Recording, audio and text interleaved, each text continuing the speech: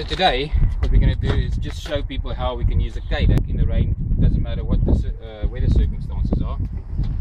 So dalk net 'n bietjie mense wat nie weet hoe nie, net wys hoe mense die Cadac kan gebruik om in die reën ook 'n bietjie te braai.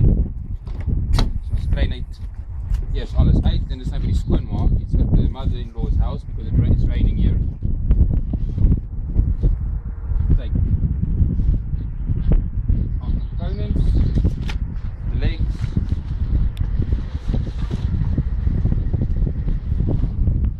the main compartment, and my gas pot. And we're ready to go.